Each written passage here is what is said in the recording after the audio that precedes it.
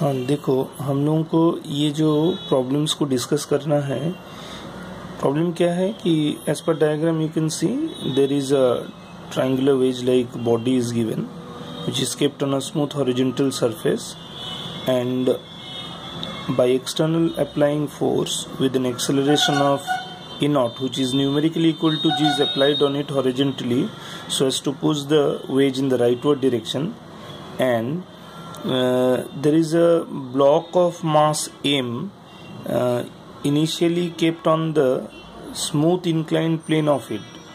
So here we can normally, from the free body diagram, we can justify that if anything kept on a smooth inclined plane, by virtue of the FBD, mg उसका downward wait करेगा, काम करेगा, और उसका दोनों component अगर बनाते हैं तो perpendicular to the surface of contact there will be the force mg cos theta, and down the inclined plane there will be an mg force, component force mg sin theta will act downward along the inclined plane. Normal direction will be perpendicular to the surface of contact.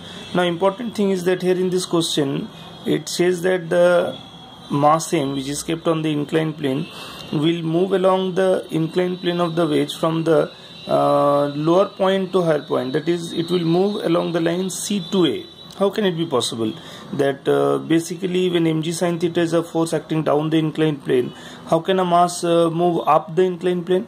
Yeah, that is possible just because of the reason, the added thing which is said here, that the wedge which is experiencing an unbalanced acceleration a naught, which is numerically equal to g. So as soon as this wedge achieves this acceleration a naught, it becomes the non-inertial reference frame for the other block of mass m kept on its inclined plane surface. As a result of it, apart from the weight mg acting in the downward direction for the block kept on the inclined plane, it will also experience a pseudo force m a naught, which is numerically equal to mg as well. So now if we resolve these two forces that acting on the mass as weight and pseudo force, you can see the pseudo force value m a naught, if that gets resolved, one along the inclined plane and one perpendicular to the inclined plane. So from geometry here we can see this angle becomes theta, so it is m a naught cos theta. M a naught cos theta acts on it up the inclined plane, and earlier we have seen the weight component mg sin theta acts down the inclined plane. So for the value of theta taken 30 degree, so obviously we know that at 30 degree cos theta will be greater value than sin theta. So that's why net force on the mass, net force on mass m becomes m into a naught cos theta minus g sin theta, which means this is equal to m.